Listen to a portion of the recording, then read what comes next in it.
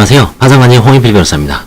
이번 시간에는 면책 신청에 대한 법원의 심리 제7장 이게 지금 서울 회생법원에서 회생법원 재판실무연구에서 나온 개인 파산 면책 실무 박영서에서 나온 우리나라에서 가장 유명한 책입니다. 파산 회생의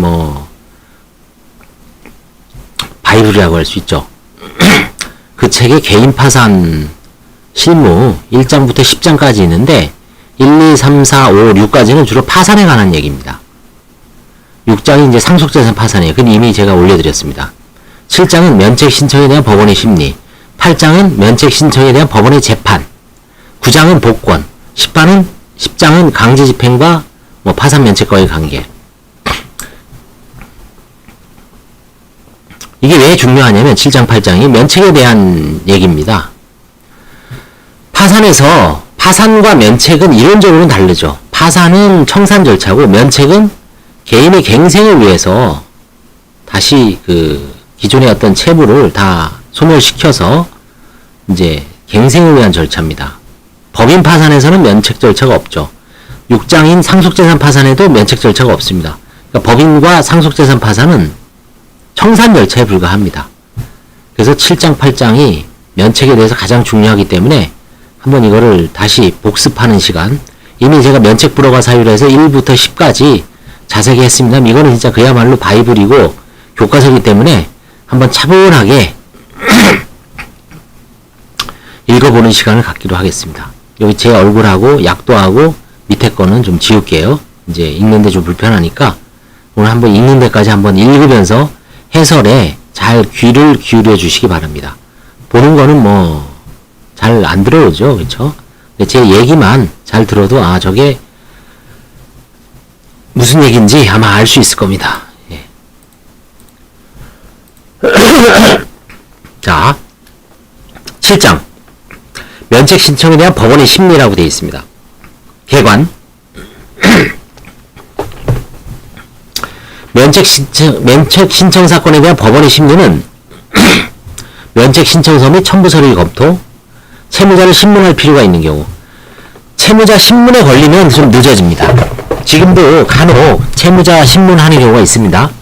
의사라든가 변호사의 파산 신청이 들어왔을 때, 파산 면책이 들어왔을 때, 일부 전문 직종 채무자에 대해서는 판사가 직접, 신문은 판사가 하는 겁니다. 그 다음에 채무자의 면책 신문 실시, 채권자에 대해 이의신청 기회 부여, 이의신청하는 채권자들이 한 10에서 20%가 있어요. 저도 지난 어제죠. 5월 14일 날 파산 면책 재판 기일이 있었는데 이의 신청하시는 분들이 한 3분 정도가 오신 것 같아요. 채권자의 이의 신청이 있는 경우 이의 신청이 또는 채무자의 의견 청취 절차 진행 순으로 이루어지게 됩니다. 대부분의 개인 파산 면책 신청 사건은 동시에 신청되죠. 동시 신청주의입니다. 그러니까 파산만 해도 간주 면책 신청 때문에 면책 신청이 자동으로 되는 거죠.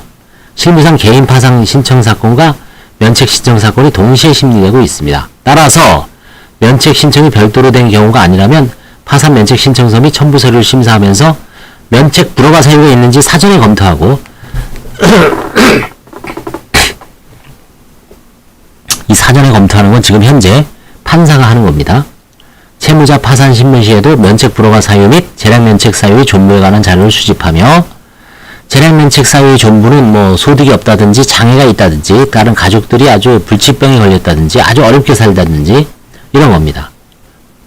살려줘야죠. 그쵸? 면책 불허가 사유가 있더라도 도박으로 면책 불허가 사유가 너무 명백해도 나머지 자녀들을 위해서 배우자를 위해서 소득 활동을 하고 갱생을 위해서는 면책 허가를 해줄 수도 있습니다. 재량으로.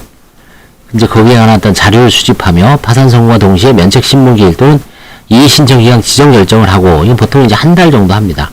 채권자 집회와 의견 청취 기일을 병합해서 실시하며 파산 관련이 선임되어 있는 사건에서는 보고서 제출 시에 면책 불허가 사유에 대한 보고도로 같이 하도록 하고 있습니다. 그래서 면책 불허가 사유는 관제인이 직접 보고를 하고 있습니다. 그래서 이제 면책 신청서의 심사.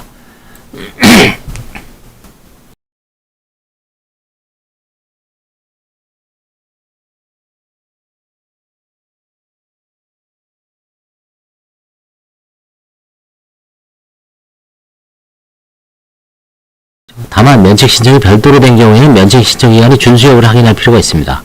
서울해생병원에서 사용하는 면책 신청서에는 면책 신청을 구하는 취지와 함께 파산 선고 결정을 받은 연월시를 기재하도록 부등문자로 인쇄되어 있으므로 그 기재의 누락이 있는지 보고 있습니다. 자, 진술서. 실무상 파산 신청과 별도로 면책 신청을 하는 경우 면책 신청서와 함께 진술서를 제출하게 하고 있습니다. 이 진술서에는 파산 선고로 받기까지 채무 변제를 위해 노력한 내용, 파산 선고로 받게 된 사정, 채무를 변제하는 것이 불확실하다고 생각하기 시작한 시기 포함, 파산 선고 후의 경과, 직업, 수입, 파산 선고 후 변제 유무, 현재까지 생활 상황, 가족 포함 등에 관해 기재하도록 하여 면책 불허가 사유 유무와 재량 면책을 판단하는 자료를 활용하고 있습니다. 이미 파산 신청과 동시에 하는 경우도 그때는 이제 채무 부담 경위에 관한 진술서만 받고 있죠. 예. 자, 그 다음에 이제 채권자 목록은 어떻게 될까요? 검토사항. 채무자는 이 채권자 목록 때문에 금요일날도 파산 면책 신청하고 딱 5시에 내려왔는데 어떤 분이 내려와서 뭐 상담을 하고 있어요. 사무장하고 보조인하고. 그래서 봤더니 3개 중에 채권자가 3명인데 하나가 빠져갖고 700얼마, 200얼마짜리가. 근데 이자까지 해서 한 7, 800대요. 그 변호사님, 자기 변호사 사무실에 가봤더니 누락된 게 맞아요. 왜냐면 신용조회만 했어요. 신용조회만 하면 안 된다 그랬죠. 소송조회 했으면 됐는데, 그죠? 다시 소송해야 됩니다. 그래서 본인이 고의적으로 뺀 게 아니라 과실로 누락했다. 모르고 누락했다는 거를 입증하면 승소할 가능성이 있는데 변호사 선임료가 얼마입니까? 보통 한 뭐 소송이니까 한 300 정도 받을 수 있죠. 그러니까 그 채무자는 원금이 200인데 변호사 그럼 당사자가 직접 그 채권자하고 교섭해서 내 이 원금을 갚겠다. 200 얼마. 이자는 탕감해 달라.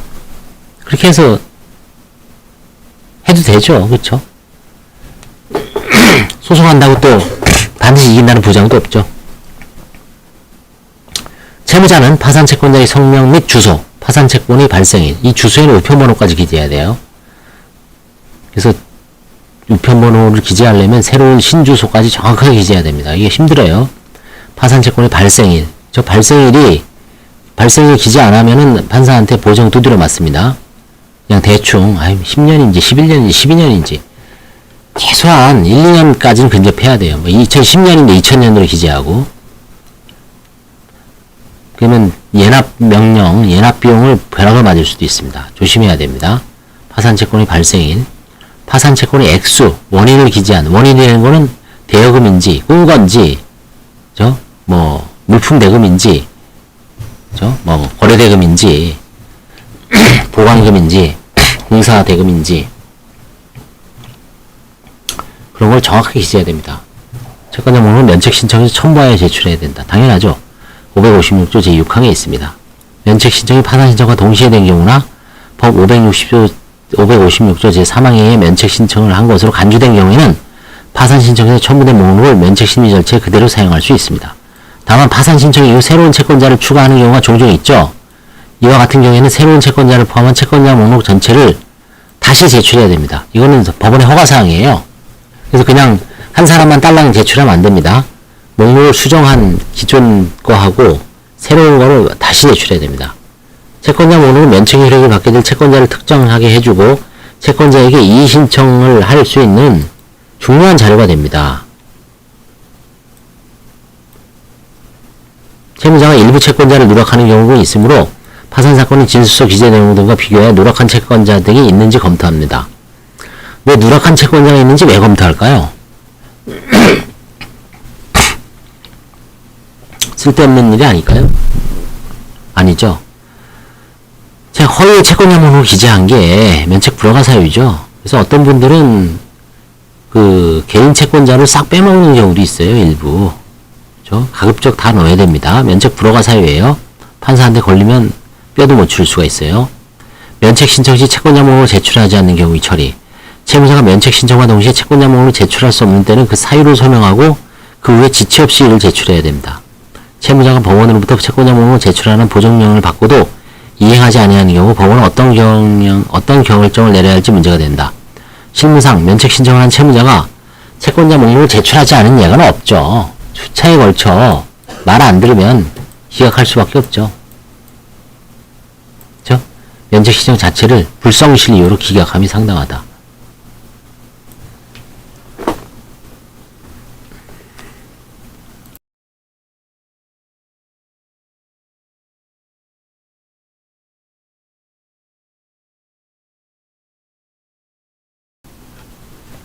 그 다음에 채권자 목록에 기재에 흠결이 있는 경우, 채권자 목록을 제출하기는 하였지만 그 중요한 내용에 흠결이 있는 경우 법원의 처리 방법이 문제되죠.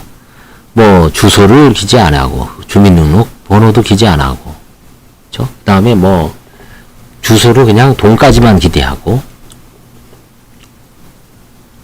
그렇죠? 그런 경우에는 보정을 합니다. 그리고 이제 사실조회를 시키죠. 그 다음에 이제 파산사건 기록의 검토. 법원은 면책 신청서와 이에 첨부된 질수서만으로는 채무자의 면책 허가 여부에 대한 충분한 자료의 수집이 곤란하기 때문에, 왜냐면 면책 신청은 사실 그 사람이 어떤 면책을 해주십시오라는 사정만 있지 실제 재산에 관한 거는 빼돌렸는지 이전했는지 보험해약환급금이 있는지 없는지 이런 거는 다 어디 있습니까? 이런 건 파산 신청서에 재산 목록에 기재돼 있죠. 면책 신청서만으로는 충분한 자료의 수집이 곤란하기 때문에 파산사건의 기록까지 같이 봐야 됩니다.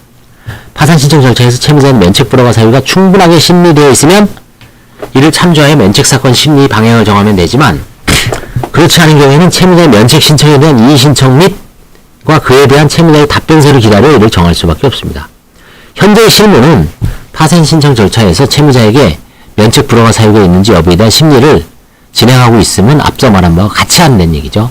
보정명령, 파산기록과 면책신청서, 진술서 등에 미비한 점이 있거나 면책 불허가 사유 의심이 있는 경우에는 채무자에게 그에 관한 사항을 보정하도록 명하고 있습니다. 예를 들어서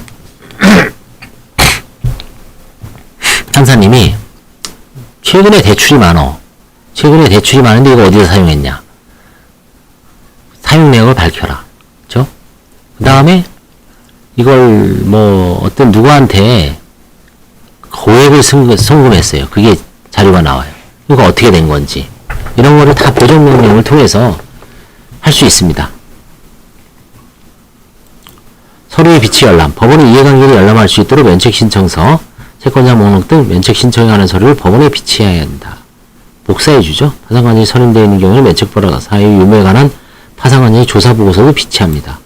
뭐 사실은 이제 실제는 비치는 안 하고 법원에 기록에 다 해서 당사자가 채무자나 채권자가 요구하면 열람 등사시키죠. 그렇죠? 이렇게 하고 있습니다. 이해관계인이 원하는 경우 복사도 가능하다. 그렇죠? 281페이지죠. 그렇죠? 대각선으로 넘어가야 됩니다. 282페이지. 다만 열람 복사를 함에 있어서는 멋대로 하는 게 아니라 법원의 허가를 받아야 됩니다. 28조에서.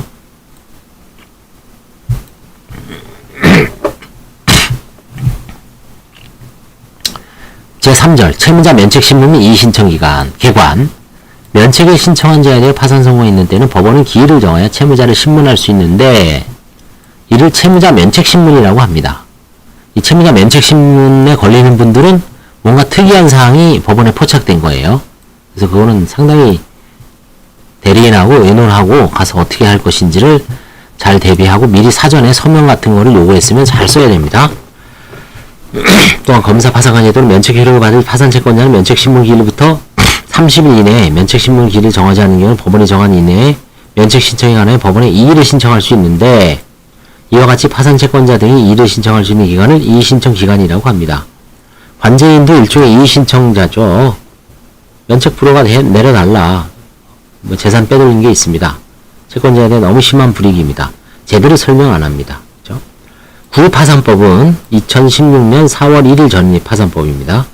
채무자의 면책신문기를 이때는 필수적으로 했는데 현행법은 면책신문기를 임의화했습니다. 서울해생법원의 실무상 파산사건의 심리 시 면책불허가 사유에 대해서도 심리하고 있고 면책신문기일에 채권자가 출석하는 경우가 많지 않으며 대부분 안 오죠. 대부분 사건에서 별다른 면책불허가 사유 없이 면책이 허가되는 점에 비추어 면책신문기일을 지정하지 않고 이의신청기간 지정 결정을 해서 채권자 등의 이의 신청이 있는지 여부를 확인한 후에 면책 여부 결정을 하고 있습니다. 면책에 가장 영향을 받는 사람은 채권자죠. 채권자의 이의가 없고 별다른 면책 불허가 사유가 발견되지 않는다면 굳이 면책 신문을 기정하지 않음으로써 채무자가 신속하게 면책받을 수 있게 하고 있습니다. 채권자가 별다른 얘기 안 하는데 판사나 관제인이 막 열받아갖고 면책 불허가를 내리지 말란 얘기입니다. 가장 피해보는 거는 판사가 피해보나요?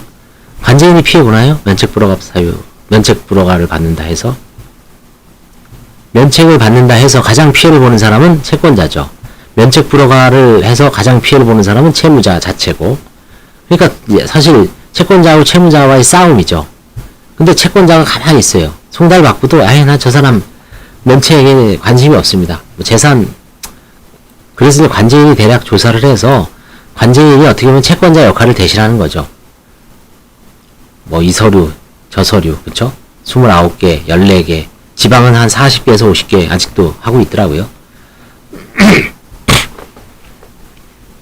뭐 울산 같은데, 그쵸? 이게 상담해보면 울산, 뭐 수원, 그쵸? 의정부, 인천, 대부분 다 아직 그 예전 방식대로 뭐 한 서류가 4, 50까지, 특히 이제 힘든 게 배부자죠. 배우자, 부모, 자녀까지 싹 갖춰서 하는 게 가장 힘들 겁니다.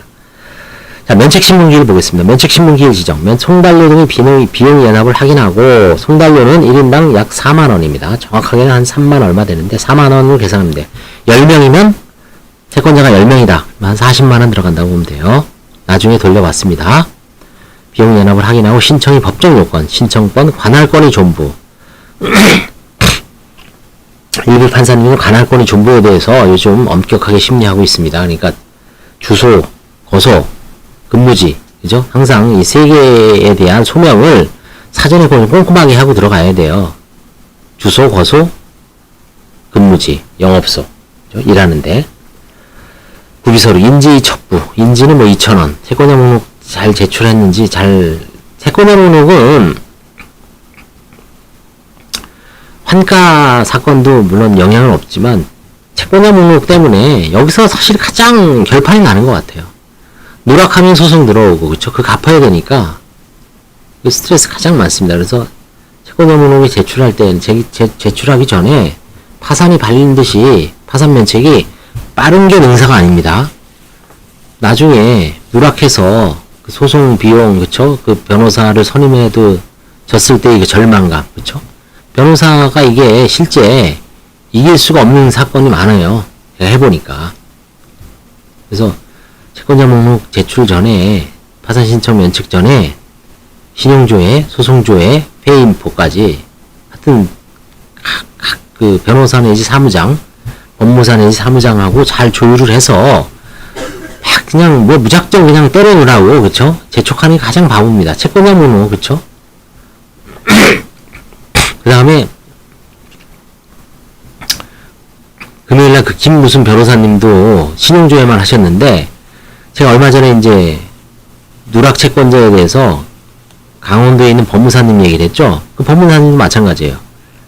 그 강원도에 계신 법무사님. 그 다음에 5월 14일 금요일날 누락했다고 와서 이렇게 제가 보니까 전달이 끝난 거예요. 아예 끝나서 기분 좋았죠. 그 아저씨 나이 드신 분인데, 근데 보니까 하나 딱 빼먹은 거예요. 신용조회만 해서 그래요. 두 분 다. 소송조회까지 반드시 하라. 그쵸? 저도 옛날에 이걸 강조를 안 했어요. 그쵸? 근데 이제는 신용조회, 소송조회, 신용조회, 소송조회, 신용조회, 소송조회. 채무자 딱 오면 무조건 올려보냅니다. 일단 법원 가서 띄워와라! 띄워오고 그 다 검색을 해라. 거기부터 출발해요. 그리고 나서 10,000원 주고 신용조회 하고. 요 2개만 하세요, 2개만. 하나만 딸랑 그냥 기계적으로 신용조회만 하니까, 그 심부름센터, 그쵸? 그러니까 거기만 거기에 있는 게 완벽한 게 아니에요. 넣었다 빼고 양도 되고, 그쵸? 그럼 소송했는지 안 했는지를 봐야 돼요. 안타깝습니다, 사실 그게 지금. 채권자 목록 잘 제출하고요. 신문할 필요가 있다고 인정되면 동의신청의 경우 파산 선고 시에 이 신청을 별도로 결정을 면책신문기일은 법원에서 이제 지정을 합니다. 그 다음에 채무자가 신청한 개인 파산 사건은 반대 이사 표시가 없는 한 파산 신청은 면책 신청까지 간주된다 그랬죠. 법 556조 제3항. 간주 면책 신청 사건에서 면책 신문기일을 지정할 때도 파산선과 동시에 면책 신문기일을 지정하고 있습니다. 면책 신문기일은 통상 파산 선고일로부터 1개월 정도 후 2개월 이내의 날짜로 정합니다. 파산 신청과 별도로 면책 신청을 하는 경우에 면책 신문기일은 면책 신청일로부터 2개월 이내의 날짜로 지정하면 됩니다. 이건 법원에서 하는 일이죠.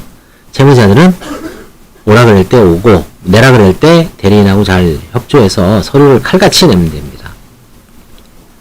면책 신문기일은 채권자 집회도 채권자 조사회가 요즘 이제 병합합니다. 파산관계인은 조사보고서 제출 명령, 그렇죠? 우리 일주일 전에 내야 됩니다. 파산관계인이 선임되어 있는 사건에서는 법원은 파산관계인에게 채무자에 대한 면책 불허가 사유가 있는지, 개인 파산의 면책 불허가 사유가 한 8가지 정도 돼요. 정확하게는 뭐 봐야 되겠습니다. 8가지가 돼요. 뭐 재산 은닉이 있는지, 허위 진술, 비본지 변제, 설명 의무 위반, 법원에서 정하는 의무 위반, 그렇죠? 그다음에 도박 낭비 사행 행위, 상업장부의 폐기, 상업장부의 은닉, 뭐 여러 가지가 있습니다. 이런 게. 근데 대표적인 재산 은닉하고 설명 의무 위반, 허위 기재죠. 면책 불허가 사유 있는지에 대한 조사를 하고 이를 면책 신문기일에 보고하게 할 수 있습니다. 파산관계인의 조사 보고를 명한 경우 조사 보고서는 이해관계를 열람할 수 있도록 비치해야 하므로 조사 보고서의 제출 기한을 적어도 신문기일, 보통 1회 집행지일 일주일 전까지 합니다. 파산관계인은 조사 보고서에 면책 불허가 사유 유무, 재량 면책의 허부에 관하여 파산채권자 및 채무자에 대한 조사 결과 파산관계 업무 수행 중 발견한 사항 등을 토대로 불허가인 경우에는 주저리 아주 자세하게 기재합니다. 왜? 그 사람을 그야말로 마시가게 하죠. 그죠? 그래서 조목조목. 근데 이제 면책 허가의 경우에는 그냥 뭐 한 2줄 정도로 그냥 간단하게 기재합니다. 불허가인 사람들 아주 자세하게 기재하죠.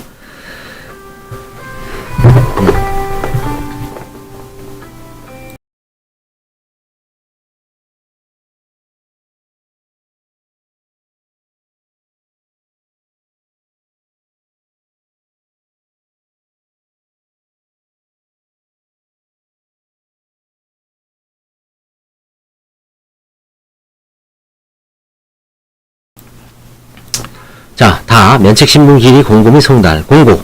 채무자에 대한 면책신문을 실시하기로 해 그 기일을 정한 때는 이를 관보에 게재하거나 대법원 규칙이 정하는 방법에 따라 공고해야 하는데 실무상 지금 현재는 대한민국 법원 홈페이지 법원 공고란에 게시하는 방법으로 공고함을 원칙으로 하고 있습니다. 송달, 송달 대상, 면책신문기일을 지정한 결정 등본을 파산관계 및 면책의 효력을 받을 파산채권자로서 법원이 알고 있는 파산채권자에게 송달하고 있습니다. 송달은 민사소송법 33조 따르고 있고, 다만 면책신문기일은 공고 및 송달을 해야 하는 경우로 그 송달은 발송 송달로 할 수 있고, 그 공고는 모든 관계인에 대해 송달이 효력이 있습니다. 채무자에 대한 신문기일 출석 통지는 면책신문기일이 지정된 결정 등본을 송달하는 것으로 대체하고 있습니다. 신청대리인이 선임되어 있는 경우는 대리인에게 송달하는 것으로 채무자에 대한 신문기일 출석 통지를 가름할 수도 있습니다. 대리인하고 잘 연락을 하셔야 돼요. 저 대리인 전화를 잘 받고요. 언제 나옵니다 하면 칼같이 나와야 됩니다. 채권자문에 기재된 모든 채권자에게 면책신문기일 결정 등본과 함께 면책 신청이 있음을 알리고, 면책 불허가 사유 및 이의 신청 기간 및 방법에 대한 내용이 담긴 채권자 안내문을 송달합니다. 면책신문기일 통지는 공고와 송달을 동시에 하는 경우로서 발송 송달로도 충분하나 실질적인 절차 참여권을 보장하여 실무상 교부 송달의 내용은 직접 주는 겁니다. 우체부를 통해서. 구파산법은 검사에게도 면책신문기일 결정 등본이 송달을 요구하였으나 실무상 검사가 신문기일에 출석한 예가 없어 현행법에서는 검사를 면책신청에 관한 이의신청권자로만 규정하고, 검사가 이의신청한 적이 한 번도 없는 것 같아요. 근데 검사가 이해 당사자로서 파산 절차의 국면에 등장하는 경우가 있습니다. 무슨 얘기냐면, 저희가 환가를 했는데 검찰청에서 막 그 추징금액에 대해서 압류하는 경우가 있어요. 간혹. 그럼 이거 풀어주십시오 라고 공문을 보냅니다. 당신들은 어차피 파산 절차에 참여해도 추징금, 벌금은 과태료 같은 거는 후순위 채권에 불과해서 배당을 한 푼도 못 받습니다라고 하면 이제는 검찰청에서도 파산법에 관한 지식이 딱 충분히 함양이 돼 있어서 풀어줍니다. 요즘은.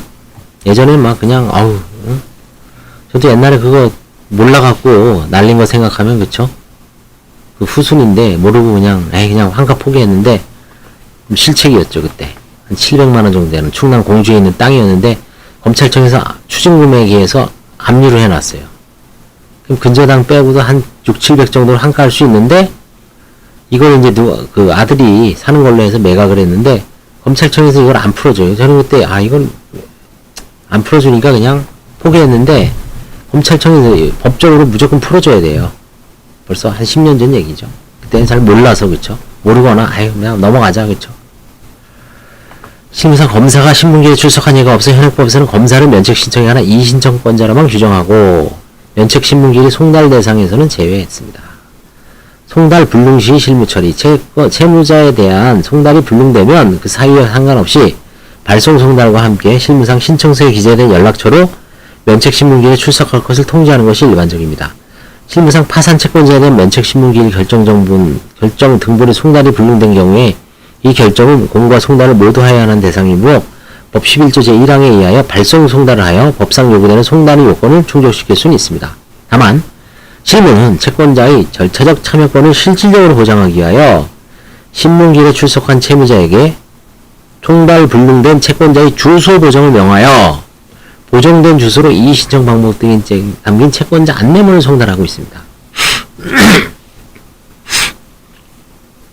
이것 때문에 문제가 생긴 얘기입니다. 실무에서 이렇게 법원에서 현실적으로 송달을 요구하기 때문에 주소 보정, 계속 주소 보정, 그쵸?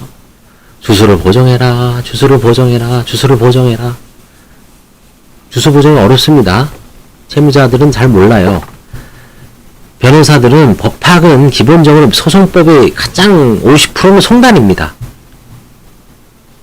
일단 검사가 기소하면 공소장을 송달해야 되고 민사소송에서는 소장을 송달해야 되죠. 알려줘야죠. 알려주지 않고 그 사람의 권리, 재판을 진행할 수가 없습니다. 도저히 이제 아무리 알려준다 해도 그 사람이 주소를 알 수 없는 경우는 그때는 이제 공시송달, 파산에서는 공고가름. 근데 그 전까지는 현실적으로 송달을 해야 돼요. 주소나 주민등록번호를 어떻게 해서는 알아내야 됩니다. 그게 파산에서 가장 시간 걸리고, 그쵸? 사채, 그쵸? 일수사채 이런 사람 다 알려내야 됩니다. 쓴 이상. 보정된 주소가 법인 등기사항 전부증명서 또는 주민등록 등본상이 것임에도 불구하고 그 주소로 송달이 계속되지 않는 경우는 채권자의 주소 확인 거부 등 채무자의 성실한 노력에도 불구하고 채권자의 주소를 파악할 수 없는 경우가 있겠죠. 이때는 송달해야 하는 정서를 알기 어려운 데 해당된다고 보아 판사님이 공고 가름 결정을 하고 있습니다. 실질적으로. 그러니까 주소까지만 알아내면 돼요. 주민등록 초본까지만 떼어서 물론 계속 했는데 야간도 하고 주말에 해서 했는데도 안 받습니다. 그럼 나보고 어떻게 된 얘기야? 판사가 그래? 오케이. 공고 가름 끝.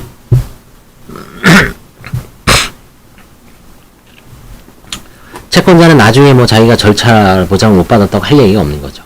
그렇죠?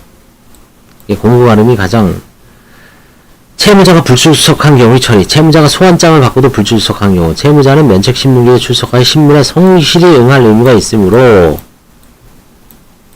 채무자가 정당한 사유 없이 계속하여 불출석한 경우에는 564조 제1항 제5호 소정의 의무 위반을 이유로 면책을 불허할 수 있습니다. 또한 채무자가 정당한 사유 없이 신문기에 불출석한 경우에는 신청이 성실하지 않을 때 해당하는 것과 면책 신청 자체를 기각할 여지도 있으나 이 경우 면책 신청을 다시 할 수 없게 되는 점, 제도의 파산을 할 수 없게 된다는 얘기죠. 그래서 통상 불출석하는 경우에는 면책 불허가로 안 하고 면책 기각을 하는 것 같아요. 면책 기각. 파산 선고만 받죠.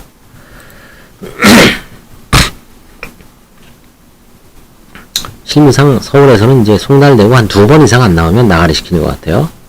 단 1회의 불출석만으로도 이와 같이 채무자에게 불리한 결정을 할 수도 있겠지만 실무상 채무자를 수회 여러 번 소환하고 있습니다. 즉 채무자가 불출석하면 신문기일을 연기하고 다시 소환하고 있습니다. 이때 법정에서 연기를 선고하면 연기된 기일이 공고 및 파산관제인과 면책을 효력을 받을 파산채권자로서 법원이 알고 있는 파산채권자에게 연기된 기일에 대한 송달을 하지 않아도 되고 있습니다. 채무자가 자료를 제출하여 아프다, 입원 등 불출석의 사유를 소명하면 연기하고 다시 소환하면 됩니다. 그러나 채무자가 중병으로 신문기일에 출석할 수 없고 회복에 장기간을 요하는 경우 같이 다시 소환하여도 출석하지 않을 것이 예상된 경우에는 진단서 등 소명자료를 제출하도록 하고 법원의 신문 내용을 기재한 진술서 제출 명령을 송달한 다음 그에 대한 진술서를 대신할 수 있습니다. 송달 불능으로 채무자가 불출석한 경우 제1회 신문기일에 이건 여러분 채무자들 잘 알아두세요. 제1회 신문기일에 채무자에 대한 면책신문 결정기일 등본이 송달 불능되고 신청서상의 연락처로도 연락이 되지 않는 상태에서 채무자가 신문기일에 불출석한 경우에는 신문기일을 다시 정하여 연기합니다. 발송 송달의 방법으로 채무자에게 연기된 면책신문을 통지한 후 계속하여 불출석하면 신문기일을 종료하고 앞서 본 것처럼 면책을 불허하거나 면책 신청을 기각한 다음 그 결정 정보를 공시송달의 방법으로 송달하고 있습니다. 하여튼 안 나타나면 법원에서는 그래요. 채무자가 아니, 자기가 파산 면책 신청을 하고 안 나타나는 게 말이 안 되는 거죠. 그쵸? 자기가 재판을 거는 거 아니에요. 그쵸? 괘씸하죠. 그러니까 나가리 시키는 겁니다. 결국. 재판을 자기가 걸어놨으면 재판만 딸락시키고 짱 막히면 뭐 알아서 왜냐면 그때도 채권자들의 어떤 독촉이 계속되니까 자기는 자꾸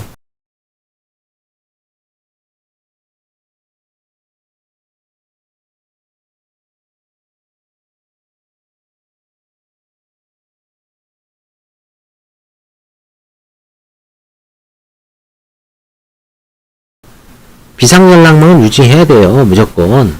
전쟁입니다, 이게. 파산 면책이 뭐 그냥 장난이 아니에요. 채권자들은 와서 막 아각거리죠, 그쵸? 채권자들은 경제적 이익을 박탈되는 거 아니에요. 응? 소리 없는 경제전쟁입니다, 일종의. 총만 안 들었지, 서로 진짜, 응? 피 같은 재산이 몇 억이 왔다 갔다 하고, 그쵸? 그거를 탕감해주냐 마느냐의 어떤 전쟁터예요, 경제전쟁터. 그러니까 최대한 채무자가 성실하게 임해야 되죠. 그쵸? 자기가 딱 신청해놓고 완전히 그냥 뭐 대리인한테도 연락 끊고 관제인한테 연락 끊고 5월 14일날 저도 그랬더니 법원에는 딱 딸딸랑 나타났더라고요. 그동안 괘씸해갖고 참 나가리 시킬 수도 없고 그쵸? 다시 한번 기회를 주는데 그런 얌체 같은 아주 무지막지한 사람이 있어요. 그쵸? 판사한테는 말 잘 듣는 척하면서 자기 대리인한테는 아나무인입니다. 관제인도 뭐 나가리예요, 그쵸? 뭐 아주 그냥 죽일 수도 있는데, 그쵸? 한번 하는 거 봐서, 그쵸? 아주 괘씸한 채무자가 있습니다, 간혹. 그 다음에 채무자의 신청 대리인만 출석한 경우, 면책신문기일은 채무자가 직접 출석하는 것이 원칙입니다. 파산은 비송이기 때문에 당사자가 출석하는 게 원칙입니다. 신문기일 신청 대리만 출석하고 채무자는 불출석한 경우는 대리인에게 정당한 사유에 관한 보고서를 제출하게 하고 이를 참작하여 정당한 사유가 있다고 생각되면 다시 기일을 정하여 채무자를 소환하는 것이 바람직합니다. 채무자를 반드시 소환합니다. 파산 면책에서는 변호사가 왔다 갔다 하면서 재판을 할 수가 없어요. 도안은 줄 수 있어, 동행은. 근데 반드시 채무자가 대리인 뒤로 숨어서 대리인한테 모든 걸 맡기고 그 민사 소송이 아니에요. 이건 비소입니다. 채무자를 직접 신문하고 돼 있어요. 면책신문의 방식, 신문은 원칙적으로 비공개로 하고 있습니다. 한 사람 한 사람씩 들어가요. 신문 중 채무자 또는 채권자에게 면책제도의 취지, 면책의 효력 등을 설명할 경우도 있습니다. 면책신문기일의 진행, 채무자에 대한 신문, 파산조차의 신문 결과와 보정령에 따른 보정서, 파산관제의 조사보고서 등의 자료로부터 충분히 드러난 사정에 관해 따로 신문하지 않고요. 판사가 궁금한 거, 신문의 내용은 주로 파산신문이나 채무자의 파산관계나 설명 시 채무자가 정직하게 진술하였는가 여부, 파산관제의 조사보고서에 나타난 의문점에 관한 채무자의 성명, 파산 절차에서 파산채권자로부터 수집한 의견서 청취에 나타난 부당하거나 의문시되는 채무자의 행위에 관한 성명, 파산 선고 후 채무자의 경제적 생활 상황 및 채권자의 관계 등입니다. 실무에서는 이들 신문의 내용이 신문 기일 전에 기록에 충분히 나타나도록 진술서와 보정명령 등을 활용하고 있습니다. 그렇죠? 그래서 서로 이제 공방을 벌여요. 관제인도 조사하고, 이번에 보니까 저도, 어떤 저축은행에서 어떤, 이제, 채무자에 대해서 아주 끈질기게, 아주 엄청 끈질기게 하고 있습니다. 그러니까 그 변호사님도 의견서 내고, 저도 이제 중간에서 나서서 이거 자료를 다 갖고 와라. 그러니 그걸 또 스캔 떠서 한 1000페이지 이상 됩니다. 은행 자료. 저축은행 관계자한테 보내주고 서로 이제 막 공방을 벌이고 있어요. 그러고 나서 이제 나중에 관제인이 최종적으로 양쪽의 입장, 그 다음에 그 주장이 타당한지, 변명이 타당한지, 이런 거에 대한 이제 의견서를 종합적으로 하고, 최종적으로 이제 판단은 판사님이 하는 거죠. 그런 식으로 진행하고 있습니다. 법정에서는 이제 일일이 그 시간이 없잖아요. 수십 건을 하니까 그냥 당사자한테 이런 서류를 냈고, 여기서 이건 서류를 냈고, 이거에 대해서 언제까지 기회를 줄 테니까 반박을 하고, 재판 절차에 관한 주의만 하고 있습니다. 채권에 대한 이의신청 기회 부여. 채권자가 출석한 경우 이의신청의 기회를 부여해야 됩니다. 이의신청 기회를 부여해야 합니다. 사전에 이의신청서가 제출될 수 있으면 이의신청서를 진술하게 하고, 파산 절차에서 제출된 채권자 의견 진술서에 면책 불허가 사용 기재가 있으면 이를 확인하고 조서에 그 내용을 간단히 기재합니다. 이의신청서를 진술하게 해야 되기 때문에 짧게라도 말할 기회를 줍니다. 시간이 좀 걸리더라도. 이게 가장 어렵죠. 근데 여기서 어떤 분들은 보면 그냥 계속 나오죠. 막 채권자 한이 맺히니까 뭐 채무자가 어떠고 저쩌고 막 채무자도 또 거기에 대항해서 싸우면은 금요일 날 그 재판이 한 10분 난장판이 됩니다.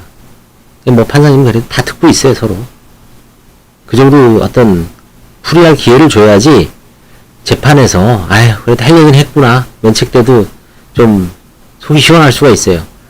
근데 판사는 그냥 깍쟁이처럼 듣기 싫다고 딱딱딱딱딱딱 잘라버리면 뭔가 좀 이의 신청하는 일반 시민들 입장에서는, 국민들 입장에서는 답답하죠. 그렇죠? 자기가 얘기하러 왔는데, 그렇죠? 하소연하러 왔는데, 호소하러 왔는데, 그렇죠? 들으나 마나 라고 생각하면 안 되겠죠. 그게 재판이 가장 어려운 거죠. 판사님들이.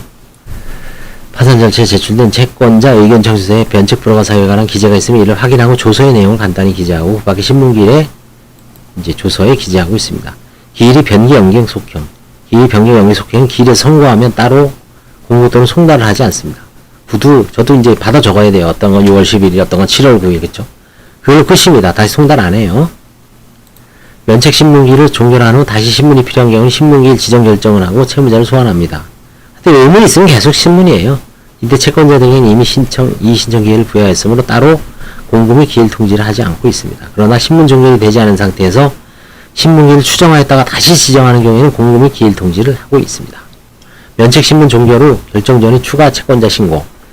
이 경우에는 원칙적으로 이제 채권자가 추가된 경우가 있죠. 종결했는데 이 경우 원칙적으로 면책 신문기를 다시 열어 최초 채권자 등록이 누락된 경우 및 추가 경위에 신문할 것이지만 면책 신문을 다시 지정이 없이 추가 채권자에 대해 이의신청 기간을 지정하는 결정을 하고 이를 추가된 채권자에 송달하는 것도 가능합니다. 그리고 그 채권자가 나중에 나와서 방방 뜨면 그때 해도 늦지 않죠. 근데 대부분 이제 형식적인 거죠. 와서 떠드는 없죠. 조서의 작성. 신문조서는 재판장이 조서의 작성을 명한 때에 작성합니다. 보통은 뭐 조서 작성하는 경우는 거의 없습니다. 그 다음에 이의신청 기간. 여러분 그 채무자분들은 파산 선고 결정문에 보면 이의신청 기간이 결정되어 있습니다. 보통 파산 선고 기일 한 3주 전까지 이의신청 기간을 정하고 있어요. 2주 전까지. 검사, 파산관제인 또는 면책의 효력을 받을 파산채권자는 면책신문기일이 정해진 경우 면책신문기일부터 30일 이내에 면책신문기일 정하지 않는 경우는 법원이 정한 한 이내에 법원에 이의를 신청할 수 있다. 앞서 본 바와 같이 서울해생법원의 실무상 개인 파산 면책신청 사건이 신속한 처리를 위해 대부분의 사건에서 면책신문기일을 지정하지 않고 이의신청 기간을 지정하고 있습니다. 면책신문은 특별한 경우만 지정하고 이의신청 기간을 지정해서 면책사건을 처리하고 있습니다. 다만 이하에서는 면책신문이 정하는 경우에 대해 간단히 살펴보기로 하죠. 신문기일이 지정된 경우 검사 파산관제인 또는 면책 효력을 받을 파산채권자는 면책신문기일부터 30일 이내에 면책신청에 관해 법원에 이의를 신청할 수 있습니다. 법원은 상당한 이유가 있는 때는 신청에 의하여 그 기간을 늘릴 수 있으므로 이 경우 법원은 별도로 이 신청 기간을 연장하는 결정을 하고 있습니다. 면책 신문기일은 변경, 연기, 속행이 가능하므로 562조 제1항 소정이 이의신청기간이 시작되는 신문기일은 신문 종결일을 뜻합니다. 이의신청기간이 신문 종결일부터 당연히 기산되는데 실무상 채권자에게 면책신문기일 결정 등본과 함께 면책신문기일 종결일로부터 30일 이내에 이의신청할 수 있다는 내용이 기재된 채권자 안내문을 송달하는 방법으로 이의신청기간을 고지하고 있습니다. 이의신청기간을 연장하는 결정을 하는 경우에 구파산법 하에서는 신문기일에 이의신청기간 결정을 선고하는 경우에는 송달을 요하지 않았으나 현행법은 그러한 금기 규정이 없으므로 파산 채권자의 신청에 의하여 이의신청기간을 연장하는 결정을 신문기일에 선고하는 경우에도 그 신청인에게 이를 송달하고 있습니다.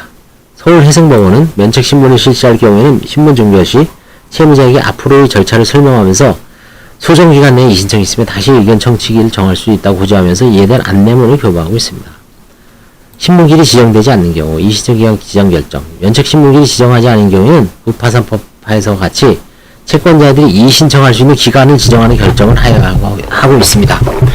이의신청기간 지정 결정은 파산 선고와 동시에 하거나 이의신청 지정 결정만 단독으로 할 수 있습니다. 이 경우에도 법원은 그 기간을 밀릴 수 있지만 신문기일이 정해지지 않는 상태에서 채권자가 연장 신청하는 경우는 거의 없습니다. 이의신청기간을 지정하는 결정을 한 경우에는 파산권자인과 면책의 효력을 받을 채권자에게 이를 송달하여야 합니다. 채권자의 절차 참여권을 보장하기 위해 교부 송달하고 있습니다. 이의신청기간이 지정 결정이 그 기간 내에 송달되지 않은 경우 이의신청기간을 지정하는 결정 등본을 채권자에게 송달한 결과 결정 등본이 이의신청기간 내에 채권자에게 송달되지 아니한 경우에는 채무자에게 다시 보정명령을 내립니다. 미치죠. 채무자에게 해당 채권자에 대한 주소 보정명령을 함과 아울러 이의신청기간이 경과했다면 해당 채권자에 대한 이의신청기간을 다시 정하여 보정된 주소로 다시 송달합니다. 하여튼 송달 안 되면 채권자한테 이 파산 절차에서 가장 중요한 게 절차가 지연되는 게 파산 채권자의 주소를 제대로 알지 못해서 그 채권자가 많으면 뭐 2, 3년 걸리는 경우도 있어요. 최소한 1년 이상 걸립니다. 주소를 보정하기 위한 피눈물 나는 노력이 있어야 됩니다. 그래서 사실조회, 그쵸? 양식까지 다 나눠줬죠, 옛날에. 금융거래 내역조회, 통신거래조회, 과세정보 제출 명령. 근데 주소 보정은 점점 더 퇴보하는 것 같아요. 뭔가 이게 한 15년 하면은 이제는 뭐 대한민국에서 이 주소 보정은 그야말로 초등학생도 알 정도로 그쵸? 뚝뚝뚝뚝 돼야 되는데 여전히 개판이에요, 그쵸? 이게 왜 그러냐면 비용하고도 관련이 있을 거예요, 이게 고된 일이거든요. 근데 어려운 일은 아니지만 뭔가 어떤 지식이 필요하고, 그죠? 지식이 필요하고 뭐 이런 게 아니라 꼼꼼함이 필요한 거예요. 늘 그 사람에 대해서 신경을 쓰고 채권자들도 채무자들도 사무장이나 변호사한테 푸시를 해야 됩니다. 사건이 수십 건 수백 건 돌아가기 때문에 그 사건만 따로 이렇게 계속 신경을 쓸 수가 없어요. 그리고 그 사실조에 주소를 알아내기 위해서는 같이 머리를 맞대고 해야 됩니다. 채무자들이 흔히 하는 오해가 돈 냈으니까 알아서 해주겠지. 알아서 해주는 거 아무것도 없습니다. 주민등록 등본 하나도 못 띄워요. 부채증명서도 봤죠? 인감증명서 그쵸? 10통, 20통 띄워서 다 일일이 유임해줘야 돼요. 개인정보 보호가 너무 철저해갖고 이제 아무것도 못합니다, 사실은. 그러니까 서류를 14개로 줄였어도 채무자들은 옛날보다 더 어려워요. 절차를 준비하는 게. 그걸 알아야 돼요. 14개 줄였다 그러면 뭐 껌인 것 같죠? 천만의 말씀. 일단 주민등록 등본 하나도 애들 시킬 수가 없어요. 나 지금 바쁘니까 야 너가 가서 띄워라 아빠 거 대신. 딸내미한테 야 너 대학생이에요. 지금 뭐 시험기간도 아니고 방학이니까 아빠는 지금 아침 9시에 출근해서 8시에 새벽 출근해서 6시까지 그치? 6시 이후에 어떻습니까? 주민등록 동사무소 하나요? 안 해나요? 인증서도 없어요. 그쵸? 그럼 자녀들한테 못해요. 안 돼요. 그쵸? 그래서 항상 여기 이걸 지금 제가 일일이 읽는 이유가 있어요. 이게 자꾸 송달이 이런 거 안 하면 그냥 꽁으로 뭐 먹는 줄 알아요. 그쵸? 변호사가 뭐 그냥 대충 해서 송달이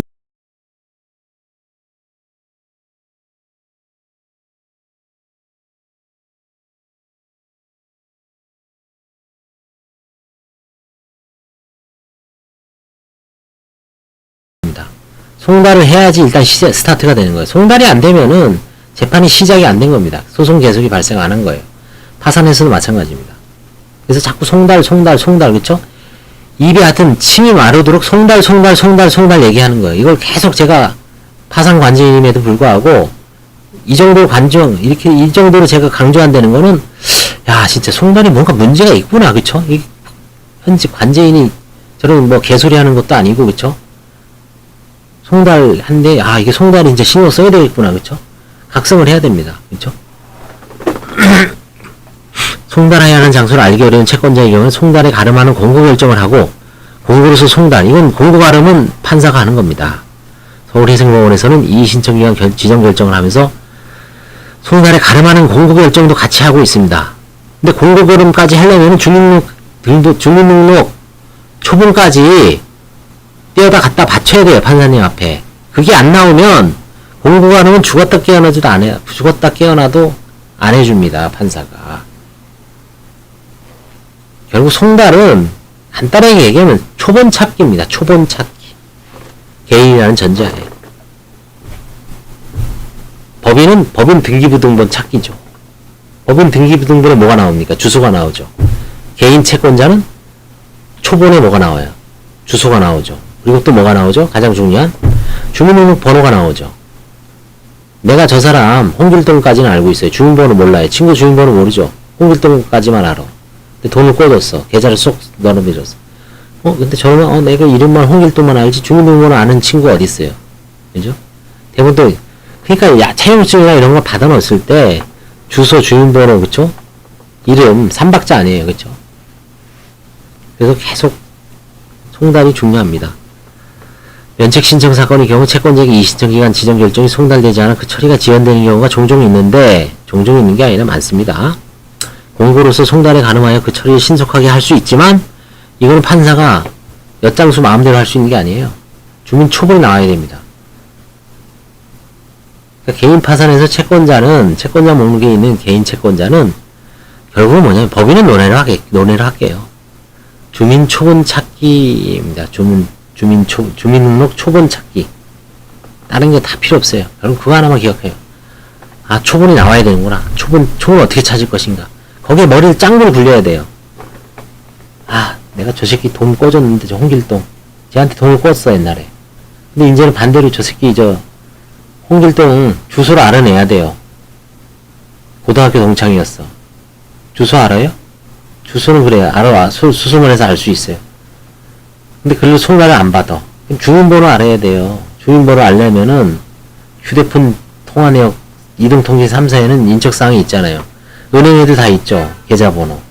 그 다음에 세무서에도 과세정보가 다 있죠. 그쵸? 그 사람 주민번호가 있어요. 세무서에. 사업자 등록. 알고 있으면. 주민등록번호를 찾아내야 돼요. 주민등록번호를 찾지 못하면은 다 맞짱 도루묵입니다. 그 주민등록 찾는 게 쉬운 게 아니에요. 다만 채권자의 절차 참여권을 침해할 수 있으므로 공고로서 송달에 가는 것은 여기 있잖아요. 신중하게 해야 된다. 그게 웬만하면 안 해줘요. 왜? 그러니까 신중하게 해야 한다는데 난 왜 안 해줄까? 판사 아주 시벌시벌 하죠. 응? 막 욕 나오고, 그쵸? 다른 사람은 다 공고하러 해줬더니 왜 나는 안 해줄까? 안 해줄만 하니까 안 해주는 거예요. 초본을 찾기 위한 노력을 했느냐 안 했느냐가 중요해요. 자, 결국 송달은 초본 찾기 운동이다. 그죠? 법인 채권자 쉽죠. 채권자가 법인인 경우에는 주소가 이전되는 경우가 흔치 않고, 법인 등기사항 증명서를 발급받아 주소를 확인할 수 있죠. 법인은 깔끔해요. 송달지 않는 경우가 적은 편이죠. 대부업체의 경우 대부업체가 전국에 몇천 개예요. 수시로 폐업하죠. 사실상 폐업을 해 송달이 되지 않는 경우가 종종 있는데, 고위험 고수익을 추구하는 대부업의 특성을 고려해 비교적 폭넓게 그냥 공고로서 송달에 가름하고 있습니다. 거래처 등 기타 법인의 경우에는 채무가 다액이라면 있죠. 대표적 개인 주수 제한 송달 등 거친 후에 비로소 공고로서 송달에 가름하고 있어요. 그쵸?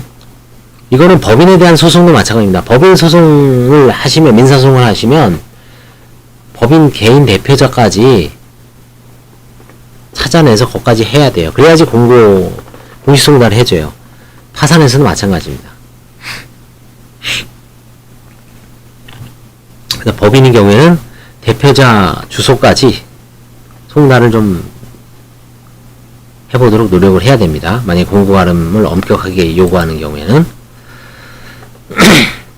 개인 채권자. 채권자가 개인인 경우 주민등록표 초본 등 주소를 명확히 알 수 있는 자료가 제출되어 있고, 그러니까 이 주소에 대한 송달이 이사불명.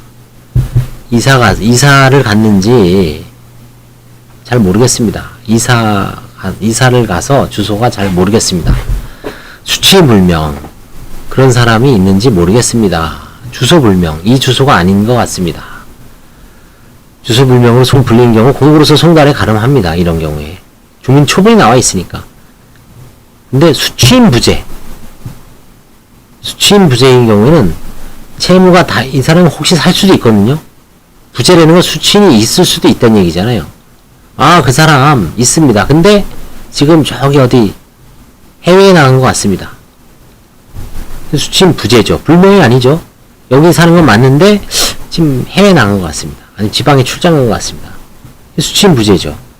수취인 부재는 살 가능성이 있기 때문에 채무자가 다액이라면 일정 기간 내에도 다시 송달을 할 필요가 있습니다. 아니면 야간 송달을 하든지. 폐문부재. 그죠? 폐문부재는 문이 잠겨져 있는 겁니다. 띵동띵동. 아무래도 없어요. 근데 그 사람 이름이 있어. 근데 폐문, 문이 닫혀져 있고 아무도 없어요. 가족도 없고. 그래서 사는 것 같은데 폐문부재. 낮에는 폐문부재죠, 대부분.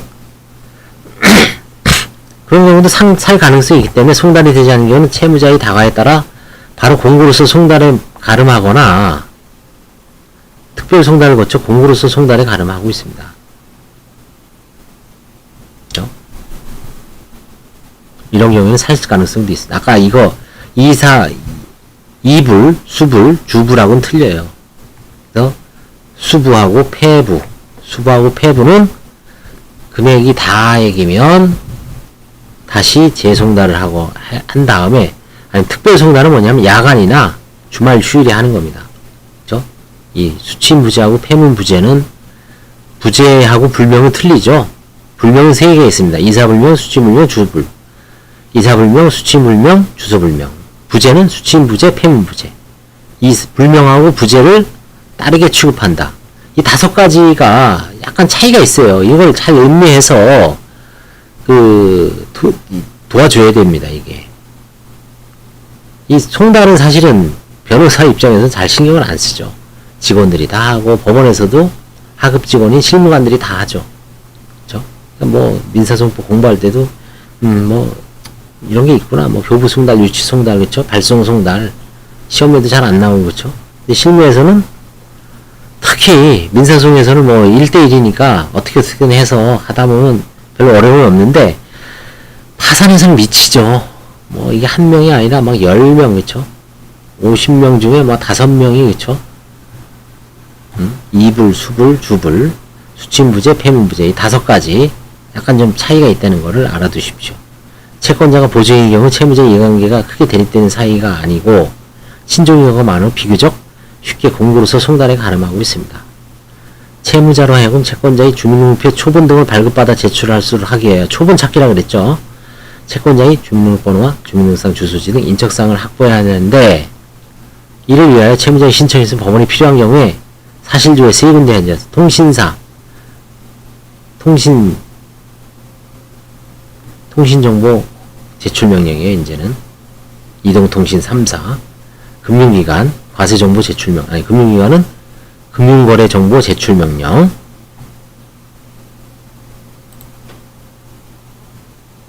이와 같은 방법을 거쳐도 채권자의 인적사항을 알 수 없는 경우는 채무자에 대해 보정명령을 발령하여 채권자의 관계 및 채무를 부담하게 된 경위, 채권자와 연락이 두절된 사유와 그 기간, 채권자로부터 최근에 채무이행 독촉을 받은 사실이 있는지 여부에 대하여 보정서를 상세하게 제출한 후 이를 검토하여 추가로 보정명령을 명하거나 공고로서 송달에 가름하는 실물에도 있습니다. 이게 예전에 우리가 또 서울해상법원에 중앙법원에서 이거 했었죠. 판사님이 했죠. 뭐 제가 관제인들은 별로 신경 안 쓰죠. 판사님이 힘들어요, 이런 거. 빚도 안 나고, 그쵸? 아주 그냥 자, 오늘은 송달까지 할게요. 송달을 이렇게 강조하는 이유는 채무자들 정신 차려야 돼요. 그쵸? 대리인들이 해줄 수 있는 게 별로 없어요. 잘 정리해서 지휘하는 겁니다. 근데 그게 가장 중요해요. 왜? 당신들이, 채무자들이 보지 않는 눈으로 사건 전체적으로 숲을 보고, 어느 때는 나무를 보고, 그쵸? 나무도 보고 숲도 봐야 됩니다. 변호사나 법무사, 전문가들은 숲도 봐야 돼요. 숲을 일단 조망을 하고, 실무자들은 개별적인 나무에 대해서도 봐야 돼요. 그렇지만, 변호사나 법무사도 개별 나무에 대해서 다 알고 있어야 돼요. 근데 지금 오늘 한 면책과 관련된 송달, 이 송달이 안 돼갖고 파산 절차가 지연되는 경우가 거의 50% 됩니다. 30% 이상 돼요. 그래서 송달은 이사불명, 주소불명, 수취불명, 불명하고, 불명이라는 게 잘 모르겠습니다. 부재, 수취인부재, 폐문부재 있을 가능성이 조금이라도 있다는 얘기입니다. 불명은 있을 가능성이 별로 없어요. 그냥 바로 그냥 해줘요. 공고활은. 근데 부재는 이제 마무리하겠습니다. 오늘 좀 55분이나 했네요. 거의 1시간. 그쵸? 그 정도로 떠들 만한 가치가 있습니다. 이게. 그래서 결론은 여기 다 나오죠. 개인채권자 요거 그쵸? 이사불명, 수취불명, 주소불명 이 경우에는 공고로서 송달에 가름하기가 초음만 있으면 이거는 쉽게 됩니다. 그러니까 이때는 거의 채무자들은 이제 안심해도 됩니다. 근데 수취인부재, 폐문부재인 경우에는 다시 또 험난한 좀 더 해야 됩니다. 특별 송달도 하고 야간 송달도 하고 주말 휴일 송달도 해서 송달료가 조금 더 들어가죠. 한 5만원에서 10만원 정도 더 들어갈 수가 있습니다만, 집행관 주는 거예요. 돈, 출장비. 빨리 되면 좋죠. 그래서 요 불명하고 부재, 저도 이런 거는 저도 매일 잘 음미를 못 합니다. 근데 잘 음미를 해보면 채무자분들을 잘 음미해서 난 이 왜 송달이 안 될까, 그쵸? 대리인들을 자꾸 좀 볶아야 됩니다. 그래야지 신속하게 면책 결정을 받을 수가 있습니다. 면책 결정을 받을 수 있고 기대하던 면책에 도달하게 됩니다. 자, 다음에는 이제 면책 신청에 대한 이의부터 한번 알아보겠습니다. 다음 시간부터는. 그래서 오늘은 일단 면책 신청에 대한